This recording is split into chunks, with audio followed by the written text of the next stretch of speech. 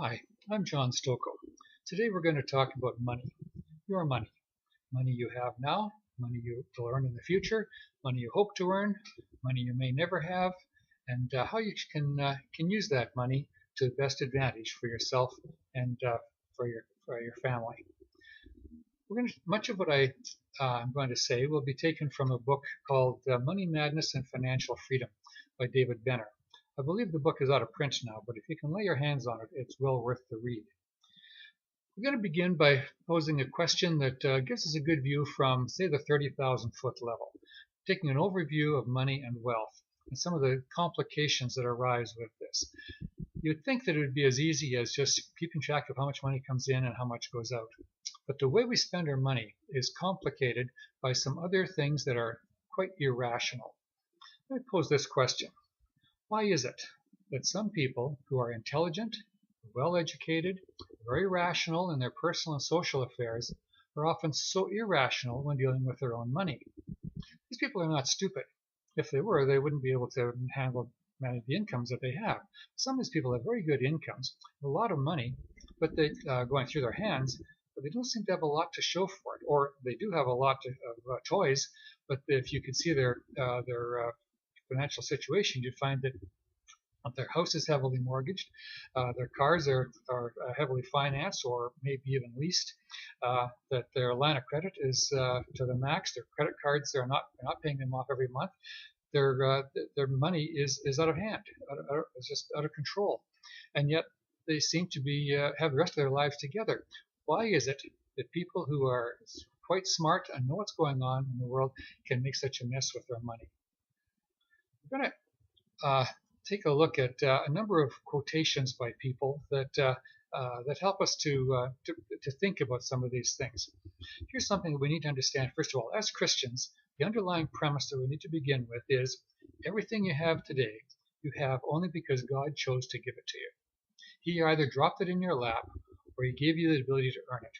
There is no such thing as a self-made man. Whatever we have is because either God gave it to us or he gave us the ability to earn it, and we've earned it then through effort. But in every case, God has participated in that, and he has chosen to give us the resources that we have. That means then, of course, that God could make us rich if he chose to. God could make you a millionaire right now if he thought that that would be good for you. The fact that he has not chosen to do that should tell you something about the amount of money that you can handle well. The show Fiddler on the Roof has very interesting comments on this. In one of these segments, Tevi, the father in this family, the peasant family, Jewish family in Russia, just getting by. He has a milk cow and he sells the milk, and that's about all he has. And very poor man.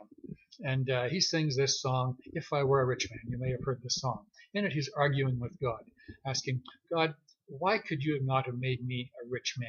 You could have. I know you could have, because you have that ability, but you chose not to. Why is that? And he ends with this great question. Would it destroy some grand eternal plan if I was a wealthy man?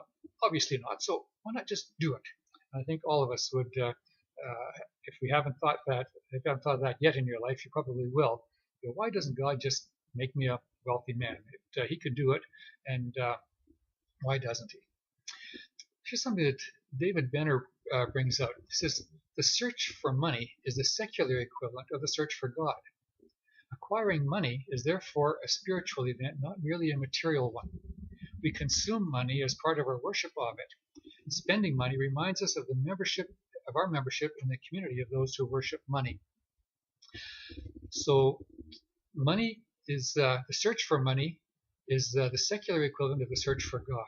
People who reject God, or who don't have God in their lives, turn to something else as the most important thing, the ultimate good, the thing that they want to acquire.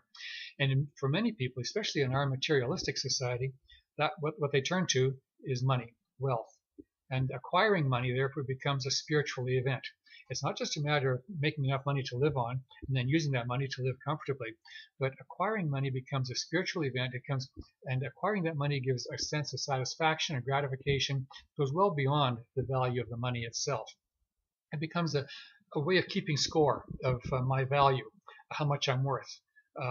And you look at a person who, a sports hockey player or whatever, who he's making $1 million a year. You think that's pretty good, but he says I'm worth $5 million, and he won't play for less than $5. What can he do with $5 million a year that he could not do with $1 million a year? It's more than just the money. There's other things going on there as well.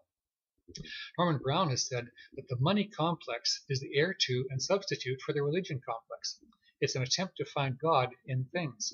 And that comes back again to what Jesus said, you can't serve both God and mammon, or money or wealth. And so we treat money as we would treat God if God does not have his rightful place in our lives. Otto Fenichel said, if a person was wholly rational, there would be no drive to wealth, only a drive to meet the requirements for living. Just think about it.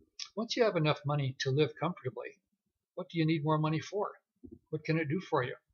There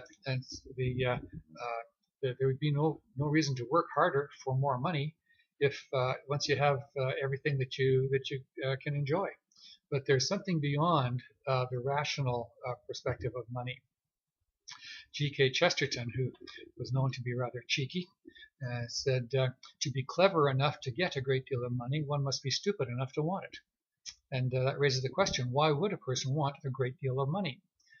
Because there's only so much that you can spend and consume. What are the other reasons that drive people to want a lot more money than that?